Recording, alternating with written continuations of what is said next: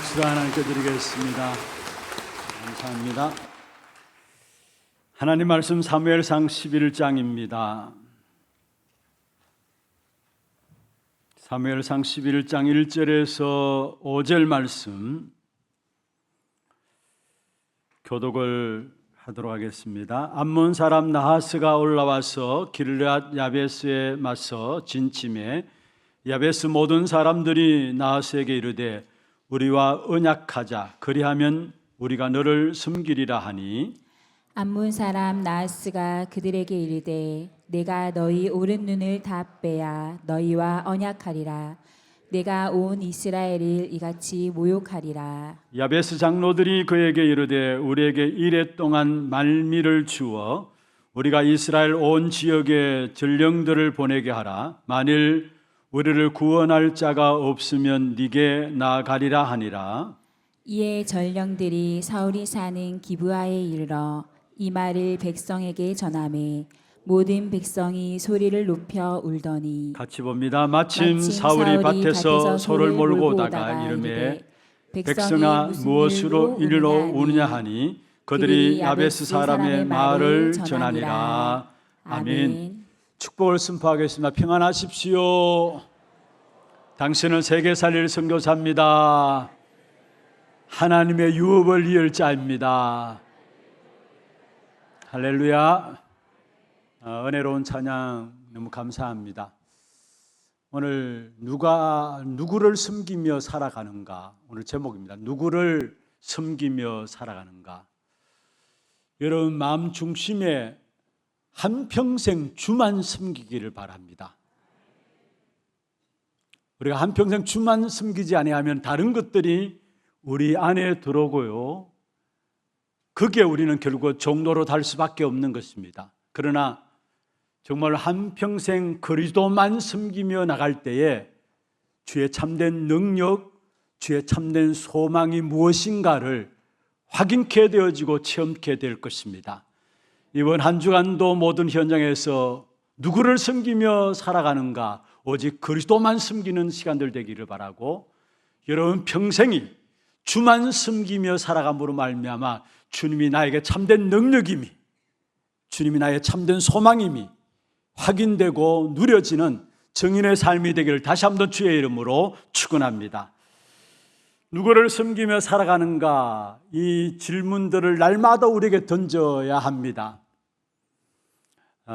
그렇지 않으면 우리도 모르게 우리에게 받은 축복된 응답들을 놓치며 살아갈 수밖에 없는 것입니다. 그러나 누구를 섬기며 살아가느냐, 이 사실을 날마다 질문을 던져서 여기에 대한 바른 답을 얻게 될 때에 주신 응답들, 축복들을 회복하게 될 것이고, 그 축복된 증거를 가지고 우리는 한 시대를 살리는 귀한 축복된 응답으로 하나님께 우리를 인도하실 것입니다. 특별히 우리가 지금 계속해서 사무엘상을 보고 있습니다. 사무엘상 9장에서 12장까지는 사울을 왕으로 세워나가는 중요한 부분들이 있습니다. 그런데 이 부분을 다 살펴볼 필요는 없는 것 같고요, 그 중에 몇 가지 중요한 부분들을 우리가 좀 언약으로 붙잡고 또 새롭게 귀중한 기도가 시작되는 그런 시간이 되었으면 좋겠습니다. 특별히 사무엘상에 보면은 사사 시대를 거쳐서 왕정 시대를 이루게 되는 전환기에 이스라엘 백성들이 놓여 있었습니다. 이스라엘 백성들이 요구를 하죠. 우리를 위해서 우리를 다스릴 다른 나라처럼 왕을 하나 세워달라. 이미 하나님의 백성인 이스라엘 백성들, 하나님의 통치 속에 있는 하나님을 왕으로 섬기고 있는 이스라엘 백성들인데 보이는 하나님을, 아니 보이는 왕을 요구하고 나오는 사실들을 우리는 지난 시간들을 통해서 살펴보았습니다. 우리에게도 왕을 세워달라. 근데 왕을 세웠습니다마는 사람들이 지금 도무지 왕에 대한 개념조차 없는 그런 상황들이 계속되어 옴을 보게 돼요. 심지어 사울조차도 개념이 없었어. 그래서 오늘 읽은 11장 5절에 보면은 소를 몰고 있는 가운데 있었던 사람이 사울이었어. 왕에 대한 개념이 전혀 생기지 않고 없었던 이러한 시대였음을 우리에게 보여주고 있는 것이죠. 그리고 일부분의 사람들은 이 사울이 세워지는 부분을 보면서 어떻게 생각했느냐, 어떻게 저 사람이 우리를 구원할 수 있느냐, 부정적인 생각들이 가득 찼습니다. 오늘 읽지는 않았습니다만 10장 27절에 보면은 이렇게 말씀하고 있습니다. 이 사람이 어떻게 우리를 구원하겠냐 하고 멸시하며 예물을 바치지 아니하였다. 사울이 세워졌습니다마는 어떻게 이 사람이 우리를 구원할 수 있겠느냐, 도무지 구원할 수 없는 사람이다. 그래서 아예 멸시했다, 인정하지 않았다 했어. 그리고 예물도 바치지 아니했다 말씀했어요. 그런 가운데서 결국은 그런 반대에도 불구하고 이 사울이 왕으로 세워짐을 보게 되어지는 것입니다. 어떤 면에서 오늘 본문을 통해서 우리가 중요하게 붙잡을 부분들이 있다면 오늘 10장, 11장을 통해서 우리가 붙잡을 중요한 언약들을 좀 나누기를 원하는데, 먼저 첫 번째로 정말로 하나님의 시간표를 바라보면서 기다릴 수 있어야 합니다.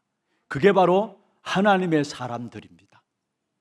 하나님의 시간표를 바라보면서 기다릴 수 있어야 된다는 거. 오늘 본문에 읽지는 않았습니다만 8절에 보면은 그렇게 말씀했습니다. 10장 8절이죠. 너는 나보다 앞서 길갈로 내려가라. 앞에 부분을 제가 나중에 설명하겠습니다. 너는 나보다 앞서 길갈로 내려가라. 내가 니게로 내려가서 번제와 화목제를 드리니 내가 니게 가서 네가 행한 것을 가르칠 때까지 7일 동안 기다리라. 사무엘이 사울에게 제일 먼저 이야기한 부분들이 있다면 기다리라는 것입니다. 그렇습니다. 우리가 누구를 섬기며 살아가는가를 알면 알수록 기다리는 축복 속에 들어가게 되어 있어요. 여러분, 하나님의 말씀을 가지고 언약이라고 이야기하죠. 하나님의 말씀을 가지고 언약이라고 이야기합니다. 이 언약은 기다림을 포함하고 있어요. 하나님의 약속, 구약을 하나님이 우리에게 주신 이유는 뭐냐? 우리 인생의 문제를 해결할 그리스도 메시아를 보내시겠다는 약속이고요, 신약은 그 메시아가 그리스도로 오셨다라는 약속이 신약입니다. 한마디로 성경은 약속의 책입니다. 이 약속 가운데 가장 중요한 중심에 있는 것이 뭐냐 하면은 그것이 바로 기다리는 것입니다. 무엇을 기다리느냐? 하나님의 시간표를 알고 그 시간표를 기다릴 수 있어야 된다는 것. 어떤 면에서 우리 신앙생활에 제일 안 되는 부분이기도 한 것이 바로 기다림입니다. 뭔가 우리도 모르게 조급하게 되어 있고 우리도 모르게 서두르게 되어 있고 기다림이 안 되는 부분들을 보게 돼요. 여기서 많은 응답들을 놓치는 것들을 보게 되어지는 것입니다. 그런데 오늘 본문 10장에 보면은 사무엘이 사울에게 왕이 될 징조를 말하였는데 세 가지를 말했습니다. 이런 일들을 만나게 될 것인데 그러면은 하나님이 너로 말미암아 왕을 세울 것이다. 왕으로 세워지게 할 것이다. 그 세 가지 징조가 10장 2절에 보면 나옵니다. 라헬의 묘실 끝에서 두 사람을 만나게 될 것이다. 그리고 3절에 보면은 또 이렇게 말씀하고 있습니다. 두 번째로 징조를 말하고 있는데 베델로 올라가는 세 사람을 만나게 될 것이다. 그리고 5절에 보면은 선지자의 무리가 산당에서부터 예언하면서 내려오는 것을 만날 것이다. 이 세 가지 징조를 보거든 하나님이 너를 왕으로 세울 징조니까 결국은 그때부터 행동하라. 하나님이 함께 하실 것이다 말씀했습니다. 그러면서 사무엘이 사울에게 한 가지 말했습니다. 그 징조를 보거든 그래도 7일 동안에 기다리라 했습니다. 하나님의 약속의 말씀은 우리의 기다림을 통해서 성취되어짐을 우리가 알아야 된다는 사실을 기억해야 합니다. 하나님의 응답들은 거의 다가 기다림 속에서 일어나게 되어 있는 것입니다. 어떤 면에서 우리 인생에 기다림의 시간이 많죠. 그렇잖아요. 우리 인생 자체가 신앙생활을 하지 않는 사람도 마찬가지입니다. 기다림의 시간이 너무나 많습니다. 그래서 기다리다 안 되니까 낙심하고 좌절하기도 하고 기다리다 안 되니까 포기하기도 하는데 더더욱이 신앙생활하고 있는 저와 여러분에게도 하나님께서 기다림 속에서 많은 응답들을 준비하고 있음을 성경을 통해서 우리에게 말씀하고 있습니다. 그런데 대부분의 사람들이 기다리지 못해. 왜 내게는 기도 응답이 없는가? 그렇게 말하고 있는 사람들이 많잖아요. 아니, 하나님 믿으면 된다고 했는데 왜 내게는 기도 응답이 없는가? 나는 지금 너무 어려운데 지금 하나님 나와 진짜 함께 하시는가? 하나님의 역사들을 보지 않고 언제 하나님이 역사하실지 그 사실을 보지 못하고 진짜 하나님이 살아계시다면 내게 그 증거가 나타나야 되는데 왜 내게는 그 응답이 없고 그 증거가 없는 것인가? 또 믿는다 하지만 내게 응답이 너무 늦는 것이 아닌가? 이런 질문들을 가지고 신앙생활하는 사람들이 많이 있음을 보게 됩니다. 그런데 성경은 분명히 말씀하고 있습니다. 하박국 2장 3절입니다. 이 묵시는 정한 때가 있다라고 했어요. 이 묵시는 정한 때가 있다. 말씀은 반드시 시간이 있다라는 사실을, 시간표가 있다라는 사실을 우리에게 말씀하고 있는 거죠. 그러면서 마지막에 비록 더딜지라도 기다리라. 지체지 않고 반드시 응하리라. 더딜지라도 기다리라 했어요. 반드시 하나님이 그 말씀을 성취하는 시간표가 있기 때문에 더딜지라도 기다리라 말씀하고 있습니다. 어떤 면에서 우리 신앙생활에 기다리지 못해서 많은 응답과 축복을 놓치고 있는 것들을 보게 됩니다. 그러나 여러분 분명히 기억하시길 바랍니다. 하나님의 시간표는, 하나님의 때는 늦는 것 같지만 늦는 게 아니고 가장 정확하게 완전하게 하나님의 계획과 뜻들을 이루어 간다는 사실을 믿어야 되는 것입니다. 그래서 중요한 것은 우리가 기다리지 못해서 조급하고 뭔가 모르게 빨리빨리 움직이는데요. 그래서 한국 사람들 움직이는 모든 모습들, 말하는 모습들 가운데서 외국인들도 아는 말들이 있어요. 다른 말들은 모르는데 한국 사람들이 쓰는 말들 가운데 뭐요? 빨리빨리. 그건 어디 가나 다 압니다. 한국 사람 너무 서두르고 너무 조급하니까. 그런데 중요한 것은 하나님의 응답된 역사들은 반드시 기다림 속에 있다는, 그 기다림은 그냥 침묵이 아니에요. 그 기다리는 기다림 속에서 하나님은 중요한 일들을 하나님이 진행해 나가시고 하나님의 언약을 반드시 이루어 가시는 그 일들을 지금 이루고 계시다는 사실을 아셔야 되는 것입니다. 그냥 기다리는 것이 아니다라는 것. 하나님은 그 시간이 준비하시는 시간이고 그 시간에 하나님 일하시는 시간인 것을 알아야 된다는 사실입니다. 대표적으로 아브라함은 창세기 12장에 보면은 내 본토 친척 아비 집을 떠나라. 그러면서 내 씨로 말미암아 천하 만민이 복을 받게 하겠다 말씀하셨는데 그 약속의 말씀 붙잡고 기도하는 가운데 몇 년 기다렸느냐? 25년이나 기다렸어요. 25년이나. 그리고 우리가 잘 아는 요셉은 17세 때에 창세기 37장에 보면은 세계복음의 언약들이 붙잡혀졌죠. 그런데 실제로 이 요셉이 애굽의 총리가 되어서 자기 민족을 살리고 애굽을 살리는 세계복음의 축복된 역사가 이루어지는 시간은 언제냐? 30세가 되어서 애굽의 총리로 세워졌습니다. 그렇다면 몇 년 기다렸습니까?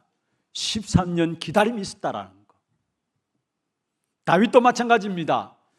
사무엘 통해서 사무엘상 16장 13절에 보면은 기름 부음을 받게 되면서 왕이 될 것에 대한 언약들이 전달되어지죠. 그런데 바로 이어서 왕이 된 것이 아닙니다. 어떤 면에서 왕 될 것을 기름 부음을 가지고 받았음에도 불구하고 수많은 어려움과 수많은 핍박들, 수많은 문제들 당했습니다만 결국은 나중에 왕이 됐을 때에 몇 년 만에 기다렸는데 왕이 되었느냐? 25년이 지난 이후에, 사무엘 통해서 머리 기름 부음 받은 25년 지난 이후에 다윗이 왕으로 서게 되는 것을 보게 됩니다. 그렇다면 중요한 것은 그냥 이들의 기다림은 벌어진 것이 아니라 중요한 것은 그 속에 하나님께서 한 사람 한 사람을 빚어나가는 시간들이었고 언약의 역사를 위해서 만들어가는 시간들이 바로 기다려지는 시간임을 우리에게 보여주고 있는 것입니다. 우리가 기다림할 때 아무것도 하지 않는 것을 가지고 그냥 기다림이다 그렇게 생각할 수도 있고요. 또 어떤 사람은 마냥 손을 놓고 무엇인가 이루어지겠지 기다리는 것을 떠올리는데 그게 기다리는 것이 아니라 우리의 기다림은 주를 향해서 바라보고 기다리는 겁니다. 우리의 유일한 소망 되신 그리스도, 그 주님을 바라보면서 기다리는 것이 참된 기다림, 믿는 신앙인들의 기다림이에요. 주를 바라보면서 기다린다는 것은 무슨 말입니까? 주를 향해서 서서 기다리는 것은 주의 약속의 말씀을 붙잡는 것을 가지고 말해야 합니다. 우리가 주를 바라본다는 말은 무슨 말입니까? 주의 약속을 말씀을 붙잡는 것을 가지고 주를 바라본다는 말이에요. 그럼 우리의 기다리는 힘은 어디서 나오느냐? 주의 약속을 붙잡는 거기에서 기다리는 힘이 나오게 돼 있어요. 그러 정말로 주의 약속의 말씀을 붙잡고 기도 속에서 기다리게 되면은 하나님의 살아 역사하시는 말씀의 역사들을 보게 되어지는 것입니다. 신앙생활은 무엇입니까, 여러분?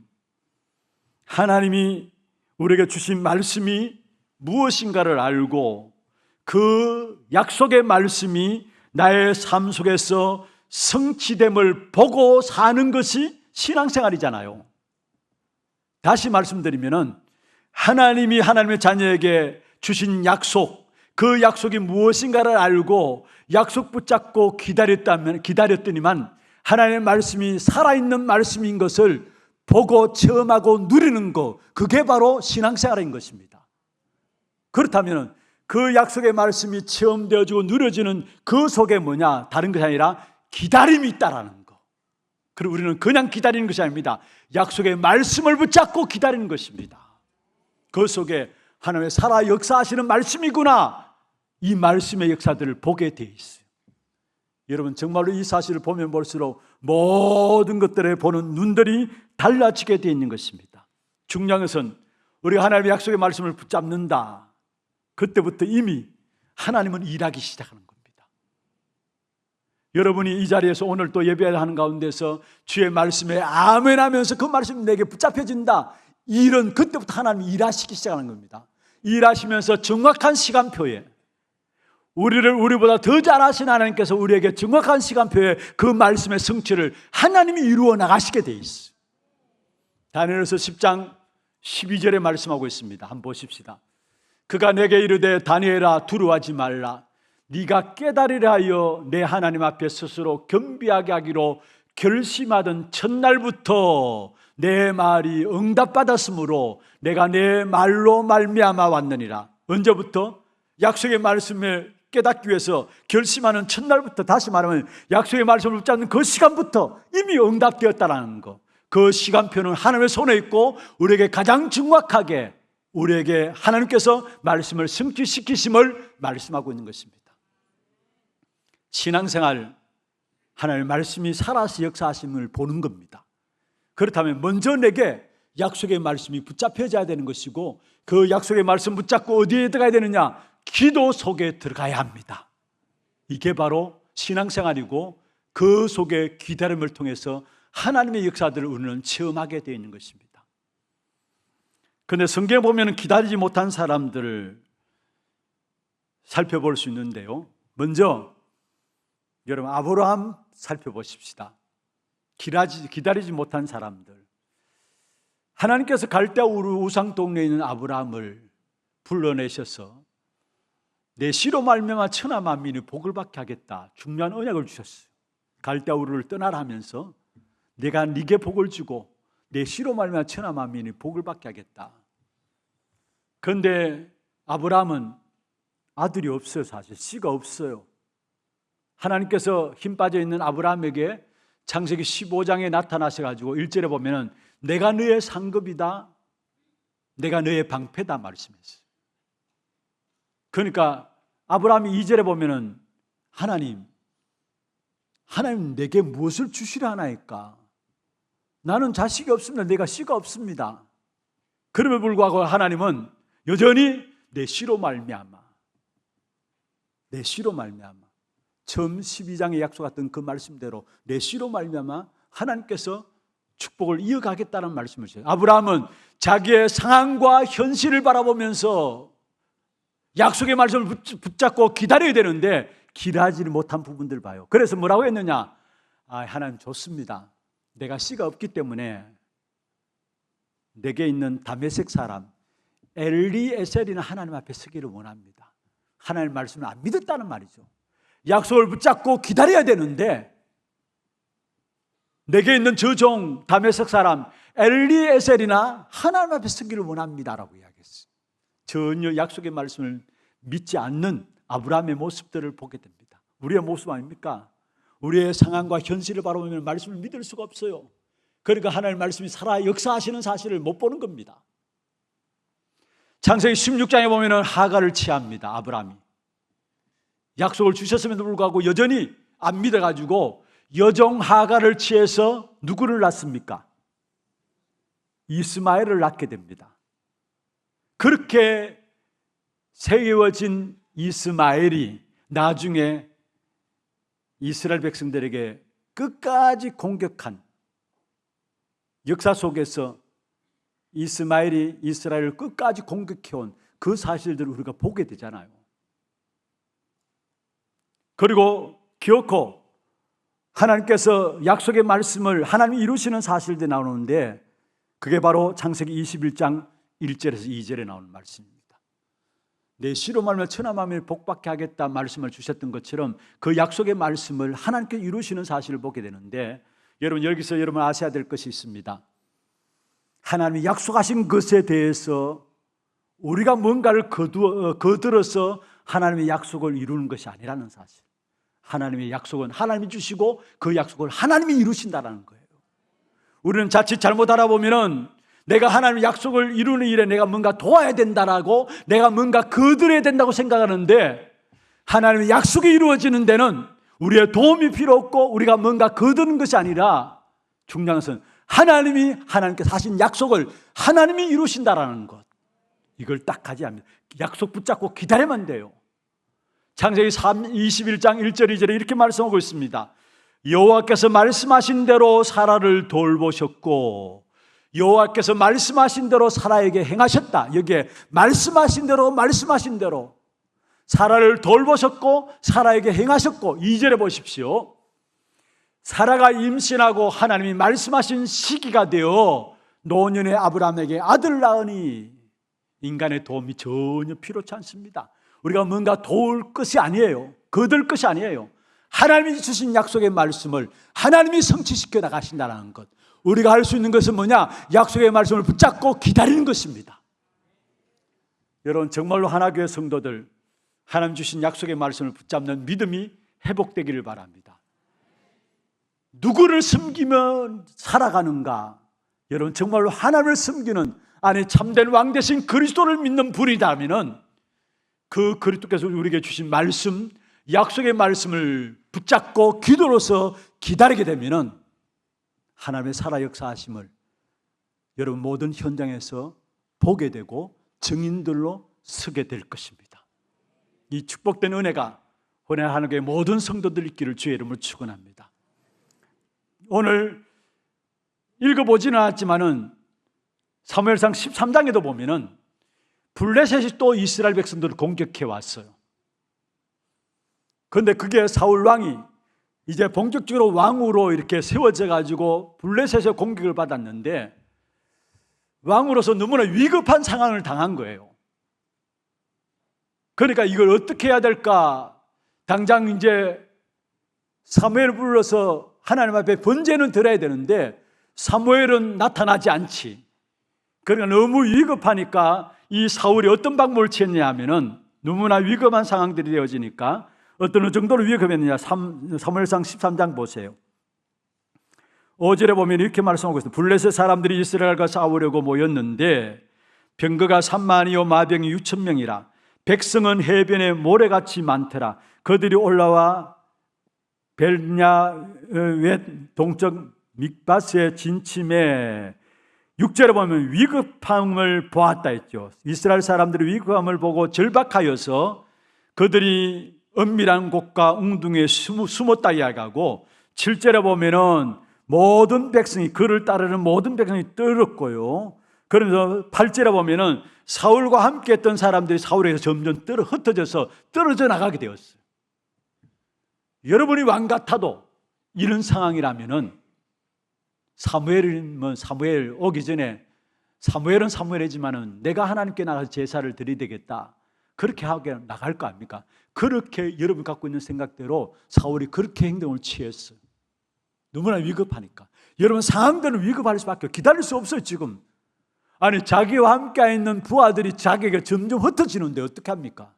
그래서 사무엘 오기 전에 좋다. 내가 하나님께 제사 지내야 되겠다. 제사는 제사장인 사무엘 통해서만 하나님께 나가고 제사 지내게 되어 있습니다. 그런데 사울이 제사를 지내게 됩니다. 그 결과가 일어난 그 결과가 뭐냐면은 13장 13절에 보세요. 사무엘이 사울에게 이르되 왕이 망령되이 행하였도다 했어요.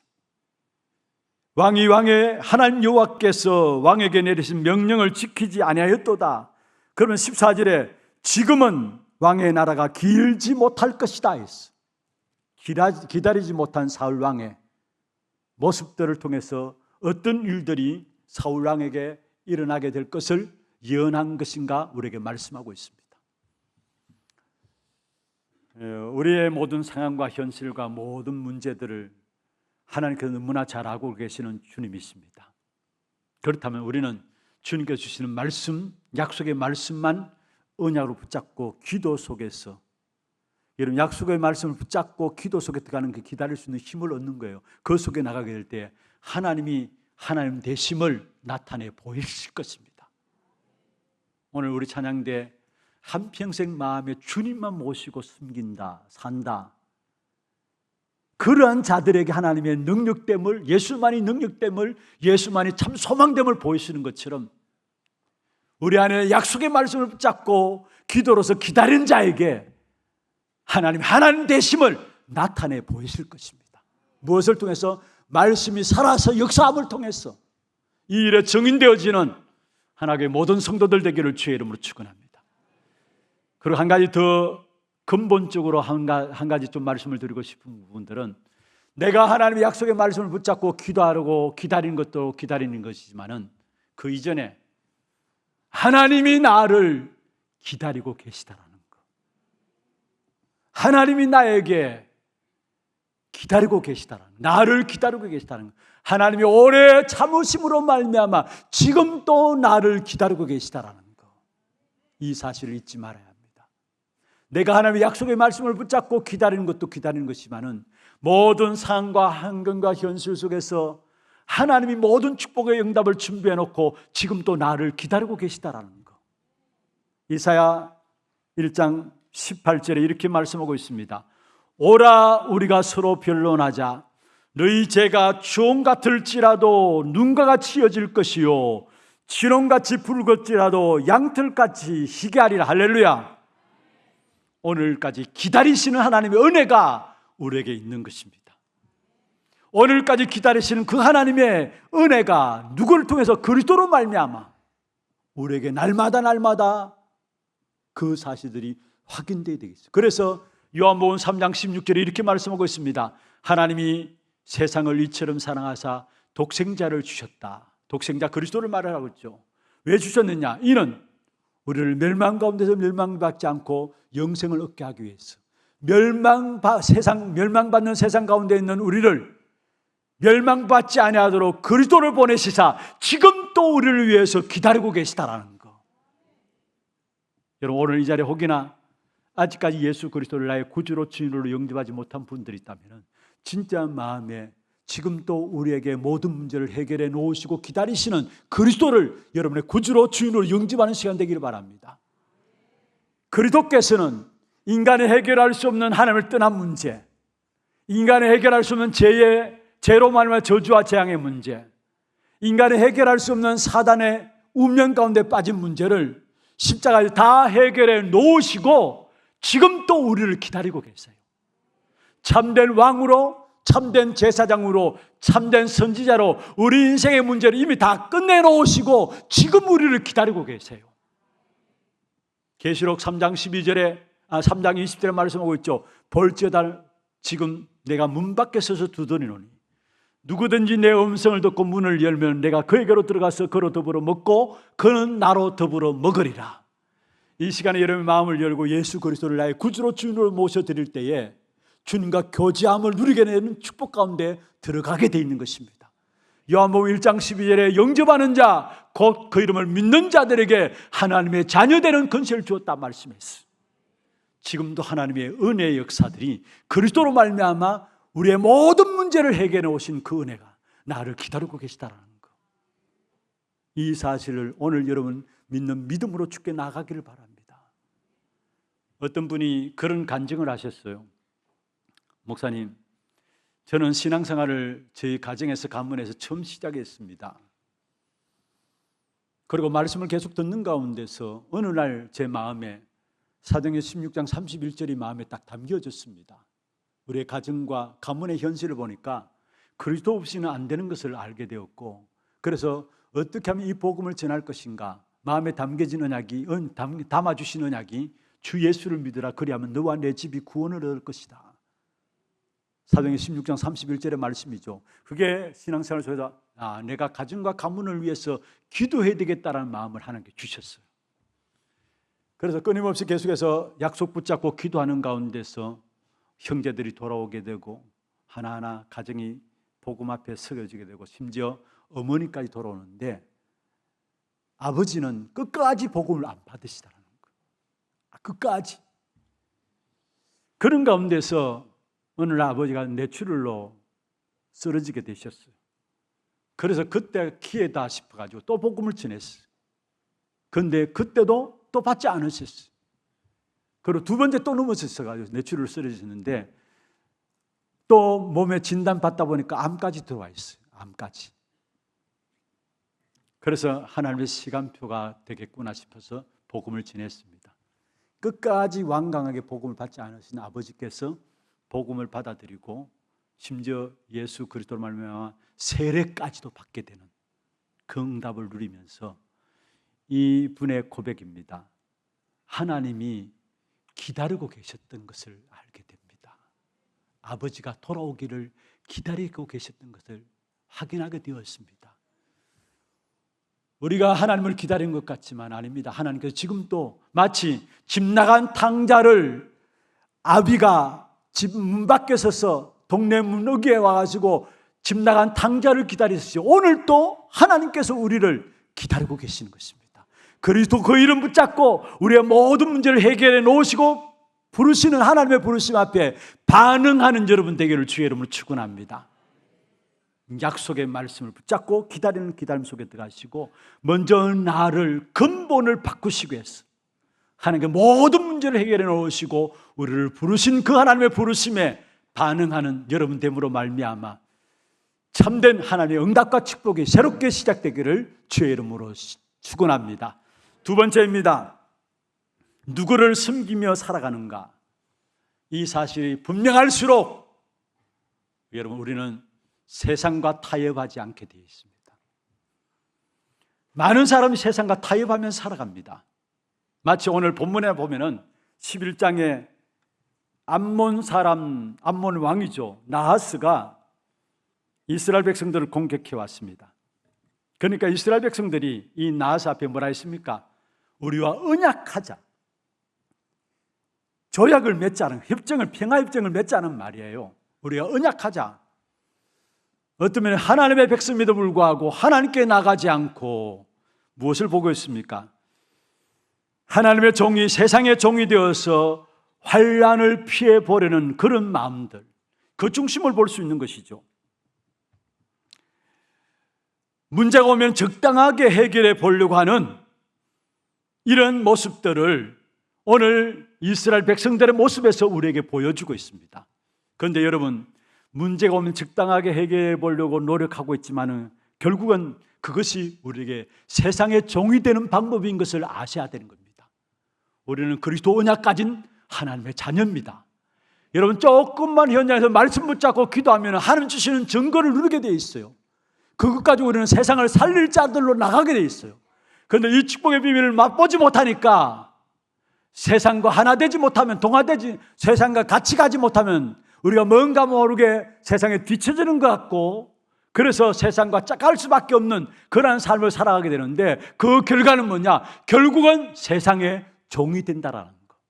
그 사실을 놓치지 말아야 합니다. 오늘 본문에 하나님께서 이스라엘 백성들의 왕이 되심에도 불구하고 이스라엘 백성들이 무엇을 요구했습니까? 우리에게 보이는 왕을 세워달라 요구했죠. 그런데 오늘 본문을 통해서 하나님은 이스라엘 백성들에게 보이는 왕, 암몬의 나하스 같은 이 왕이 너희들을 살리는 것이 아니다라는 거. 너희들이 살릴 줄 알고 보이는 왕을 요구하지만은, 그러나 보이는 그 왕이 너희들을 살릴 왕이 아니라는 것.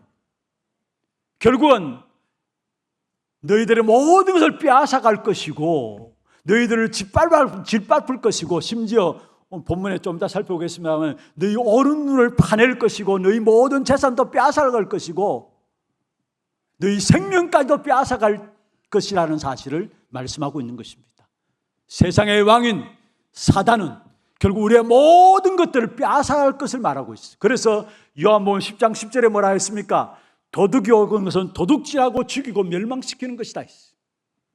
여러분, 보이는 세상 왕은 우리를 살리는 왕이 아니라 우리의 모든 것을 빼앗아간다는 거, 심지어 생명까지도 빼앗아간다는 거. 여러분, 도둑이 오는 건 죽이고 멸망시키기 위해서, 도둑질하고 죽이고 멸망시키기 위해서 도둑이 오는 거 아닙니까?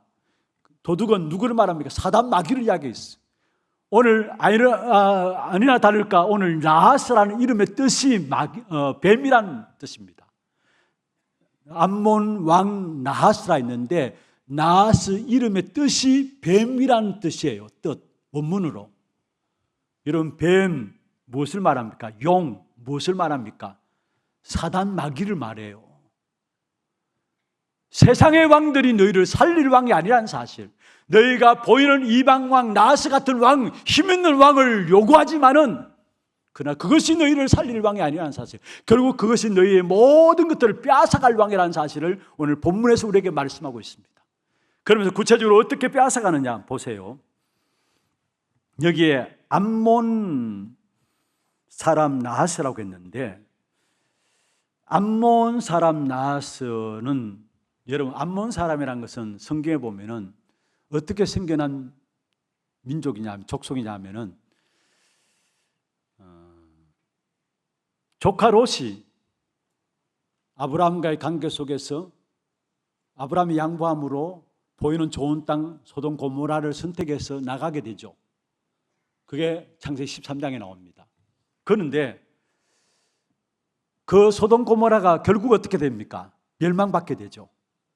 그 가운데 롯과 두 딸만 살아남았어요. 그런데 이 두 딸이 가만히 생각해 보니까 어떻게 시를 이어갈 수 있을 것인가? 길이 없거든요. 대책이 없거든요. 그러니까 못된 짓을 벌였습니다. 자기 아버지에게 술 취하게 만들어 가지고 두 딸이 번갈아 들어가 가지고 결국 자녀를 낳았어요. 그게 암몬과 모압이에요. 암몬과 모압이에요. 이 모압 왕, 그 중에 모압 왕 나하스가 결국 이스라엘 백성들을 공격해 왔는데, 그때 이스라엘 백성들이 이 모압 왕에게 뭐라 했습니까? 오늘 본문에 보면 그렇게 하죠. 1절에 보면은 우리와 언약하자. 그리하면 우리가 너를 섬기겠다. 암몬 사람 나하스가 2절이죠. 그들에게 이르되 내가 너희 오른 눈을 다 빼야 너희와 언약하리라. 이 이스라엘 백성들이 기도하면서 하나님께 나가야 되는데 세상과 타협하는 모습을 보게 돼. 우리와 언약하자. 협정을 맺자. 그러면 우리가 평생 조공을 바치면서 살게. 그 이야기를 하는 겁니다. 그러니까 나하스가 뭐라 하느냐? 아니다. 너희 오른 눈을 다 빼야 언약하겠다. 여기에 오른 눈을 빼야 된다 했는데 원래는 오른 눈을 파내야 된다는 말이에요. 군인들이 전쟁할 때 왼손에 방패를 듭니다. 오른손으로 무기를 들고 나가 싸웁니다. 온 눈을 파낸다는 말은 전력을 아예 상실시켜 버린다는 거예요. 그리고 왼손을 남겨둡니다. 왜냐? 열심히 일해서 조공은 바쳐야 되니까. 사단이 이렇게 공격해 와요. 결국 다 허용하는 것지만 나중에 다 빼앗아 가는데.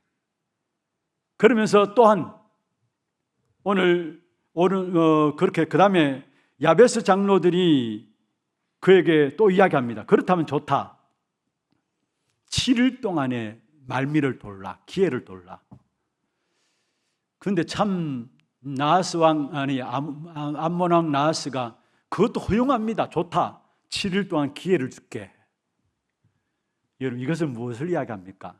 오른 눈을 완전히 빼앗아 버린다는 것도 모욕이지만은 또 전혀 힘이 없는 이 이스라엘 사람들에게 7일 동안 기회를 준다라는 말은 측은해서 기회를 주는 게 아니라 모욕 중에 모욕입니다.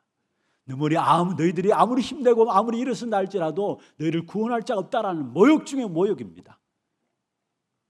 그런데 그런 가운데서 결국은 이스라엘 장로들이 야베스에게 나하스에게 요청을 하게 되죠. 이스라엘의 대표격인 장로들입니다. 그렇다면은 진짜 하나님의 언약을 붙잡고 우리가 기도 속에 들어가야 되겠다고 약속을 붙잡고 나가야 되는데 어떻게 하면 우리가 살아날 것인가 전전긍긍하면서 인본주의 쓰는 모습들을 우리에게 보여주고 있어요. 이게 이스라엘 백성들의 모습일까요? 오늘 이 자리에 앉은 저와 여러분의 모습이 아닙니까? 우리가 오직 그리스도 이야기하지만은 실제로 문제와 상황과 일들 당하면 어디로 돌아가느냐? 내 생각과 내 기준으로 돌아가요. 내가 살아온 삶의 경험들 가지고 그 문제 앞에 서요. 그럼 어떻게 되는 줄 아십니까? 결국은 거기에 종로를 타게 돼요. 내 생각과 내 기준으로 살아온 그 삶으로 돌아가게 되면 결국 내 생각에 내 기준에 종로를 타게 되고 내가 나름대로 경험했던 그 경험과 습관대로 판단하게 되면 나중에 거기에 종로를 타게 돼요. 그래서 왜 우리가 오직 그리스도여야 되느냐? 날마다 그리스도로 말하여 각인되고 뿌리 내리고 체질되어야 되느냐? 그렇지 않으면 우리도 모르게 문제와 사건 당하게 되면 마치 이스라엘 백성들처럼 아니 대표인 장로들도 인본주의로 돌아갔던 것처럼 우리가 예외일 수 없다라는 겁니다. 우리 하나님의 모든 성도들 정말로 오직 그리스도로 돌아가게 될 때에 하나님께서 책임지시고 인도하시는 사실들을 체험하게 될 것입니다.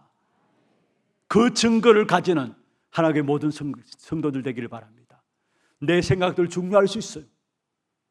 내 계획들 중요할 수 있어요. 그러나 그보다 더 중요한 것이 있다면 하나님이 우리를 향한 계획과 생각들을 가지고 있어요. 그 계획과 생각을 그리스도로 말미암아 붙잡고 그리스도 안에 들어가게 될 때 하나님은 우리를 이 땅에 가는 동안에 세상에 아무리 어려움과 문제가 있다 할지라도 승리하는 귀중한 축복된 응답들을 그리스도로 말미암아 누리게 될 것입니다. 이 그리스도 이름 안에 있는 어마어마한 능력과 건세를 확인하지 못하니까 우리는 순간순간 문제와 타협하고 환경과 타협하고 세상과 타협하고 나가는 거예요. 결과적으로 나중에 보면은 나도 모르게 종도 아닌데 거기에 종되어 있어요. 우리가 누구를 섬기며 나가는가? 날마다 질문이 여러분에게 되어짐으로 말미암아 정말로 세상에 종되는 방법인 세상과 타협하지 말고 그리스도로 말미암아 세상을 이기는 그 축복된 응답을 누리게 되는 여러분 되기를 주의 이름으로 축원합니다. 그리고 그런 가운데서 분명한 것은 하나님의 계획을 믿는 사람들이 있어요. 문제 가운데서 문제 부딪힐 때마다 하나님의 뜻을 찾고 하는 사람, 그 사람들 중심으로 하나님의 역사는 움직임을 보게 됩니다. 아무리 불신앙의 환경들이라 할지라도 그런 가운데서 믿음으로 하나님의 계획을 묻는 사람들이 있다는 거, 문제 앞에서 하나님의 계획을 묻는 사람이 있다는 거. 오늘 본문에 보면은 1절에 안 했습니다만은 6절에 보면은 그 모습을 사울이 보고요, 이게 어쩐 일이냐 했어요. 그때에 백성들이 사울에게 이야기합니다. 이런 일이 있었습니다. 그러니까 그 말을 들은 사울에게 성령이 임했어요. 6절에 나오죠. 사울이 이 말을 들을 때 하나님의 영에 크게 감동됨에 그의 노가 크게 일어났다. 하나님의 성령의 역사를 충만하게 문제 생길 때에 그 문제 속에서 뭐냐? 오히려 사울은 하나님의 성령의 충만함을 잊게 되었어. 그 성령의 충만을 받게 되니까 오히려 그 일에 대한 의분이 생겼어요. 노가 생겼다는 것은 의로운 분이 생겼다는 말이에요. 그래서 사울이 어떻게 했느냐? 몰고 가던 소 한 결은 두 마리입니다. 두 마리 소를 각을 띄어가지고 이스라엘 지파에게 보냈습니다. 그런데 그 각 띄어진 그 소, 그것을 받아든 이스라엘 백성들이 다 같이 분노가 일어났어요. 하나님의 성령의 역사로 그 본문에 쭉 읽어보면 그 내용을 하나님의 역사로 말미암아 이스라엘 백성들에게도 분노가 일어나가지고 그래서 모여진 군인이 33만이 모였어요. 그 33만이 새벽에 조용히 나가서 암몬 사람을 쳐 부수었는데 11절에 한번 보세요. 11장 11절. 이튿날 바울이 백성을 3대로 나누고 새벽에 적진 한가운데로 들어가서 날이 저물 때까지 암몬 사람들을 치매 남은 자가 다 흩어져서 둘도 함께한 자가 없었더라. 완전한 승리의 역사를 사울이 거두게 되죠. 이 결과로 말미암아 아니 어떻게 저 사람이 우리를 구원할 수 있겠느냐, 부정적인 생각을 가지고 바라봤던 사람들이 뭐라고 바뀌어졌느냐, 누가 그런 이야기를 하느냐, 그런 이야기를 하는 사람이 있으면 당장 내가 벌 주겠다. 그게 11장 12절에 나와요. 한번 보세요.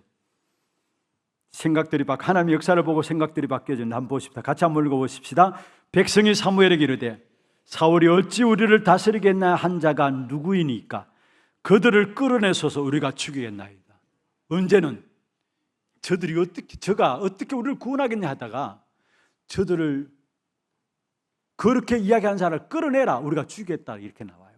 그러면서 결국 15절에 보면 사울이 길갈에서 정식적인 왕으로 세워지게 되는 것을 보게 됩니다. 무엇을 좀 말씀드리고 싶으냐, 여러분 문제와 사건들 당할 때마다 그 모든 문제들을 가지고 기도 속에 들어가시기를 바랍니다. 문제 없는 곳은 없습니다. 이 땅에 살아가는 동안에 문제 없기를 바란다면 응답 없기를 바라는 사람과 똑같은 겁니다. 문제 없는 것은 없어요. 오히려 어떤 면에서 공동묘지나 문제 없을지 모르지만은 모든 인생은 살아가면서 문제를 당하게 돼 있어요. 그럼 우리는 문제 당할 때마다 성령 충만 받을 수 있도록 어디에? 기도 속에 들어가는 겁니다. 기도 속에. 문제를 피하려고 하지 마시고요, 하나님 내게 이 문제를 없애달라고 기도하지 마시고요, 어떤 면에서 많은 사람들이 그런 기도를 합니다. 문제 없는 상황을 만들려고 끊임없이 애쓰고 살아갑니다. 그런데 그런 노력도 할 필요가 없습니다. 문제는 일어나게 돼요. 그러면 그 문제를 가지고 우리는 어디에 들어가느냐? 기도 속에 들어가. 모든 문제를 기도로 연결하는 것입니다. 그러면 그 속에서 우리는 뭐냐? 성령의 충만함의 힘을 얻게 되어 있는 것입니다. 사울이 문제를 생기니까 하나님을 의지하는 마음으로 말미암아 성령께서 그 마음을 감동시켰다 말씀하고 있는 것입니다. 우리의 문제들이 어떤 문제든지 상관없습니다. 여러분 문제 없다면 답도 없고 해결도 없어요. 문제가 있어야 결과가 있습니다. 그렇다면 우리에게 있는 문제는 뭐냐? 크고 작은 어떤 문제든지 문제를 가지고 기도 속에 들어가므로 어떤 면은 어려우면 어려울수록 큰 문제를 당하면 당할수록 더 큰 은혜가 우리에게 보장되어 있어. 고린도전서 10장 13절입니다. 한번 같이 한번 봅시다. 고린도전서 10장 13절.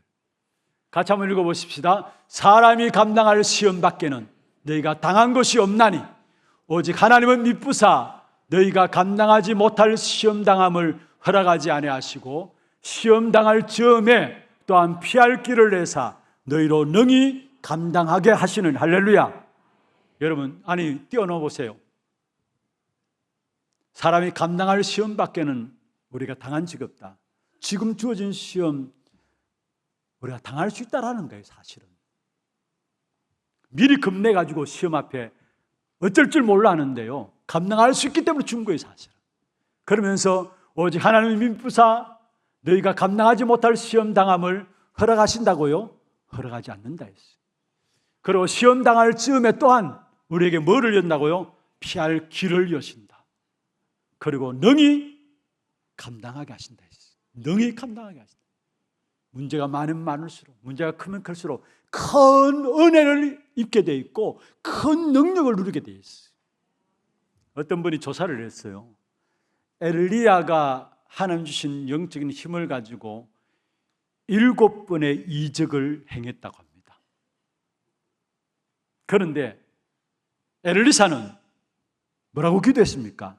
당신에게 있는 영감의 갑절이 내게 있기를 원합니다. 너무나 어려운 현실을 알고 엘리사가 기도한 겁니다.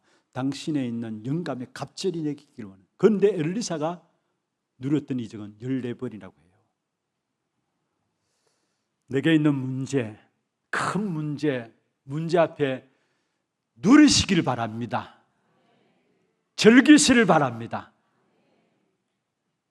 환영하라고 하면은 좀 그렇겠습니다만은 여러분, 문제는 크면 클수록 더 큰 하나님의 계획과 응답들이 준비되어 있기 때문에 정말로 환영하시길 바랍니다. 내가 감당할 수 있는 사람이기 때문에 내게 주시는 것이구나. 그 문제에서 하나님은 내게 큰 축복의 역사들을 준비해 놓고 계시는구나 찾아내시고, 이번 한 주간도 승리하는 여러분 되기를 주의 이름으로 축원합니다.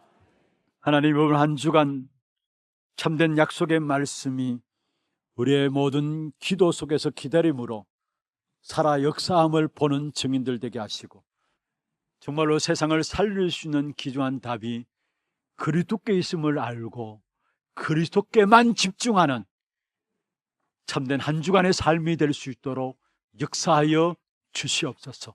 살아계신 우리 구주 예수 그리스도 이름으로 감사하며 기도드리옵나이다. 아멘. 지금은 우리 인생의 모든 문제를 해결하신 우리 구주 예수 그리스도의 은혜와 하나님 아버지의 말로 닿을 수 없는 사랑하심과 성령님의 역사하심이 그리스도 안에 우리 인생이 이 땅에 살아가는 동안에 정복하고 다스려야 될 모든 축복을 담아 놓으신 줄 알고 이 그리스도 충만하기를 원하는 사랑하는 주의 백성들 머리 위에와 이들의 가정과 산업과 자녀손들 위에 모든 지교회와 선교지와 온라인으로 예배드리는 모든 현장과 몸된 교회 위에 지금부터 영원토록 항상 함께 있을지어다. 아멘.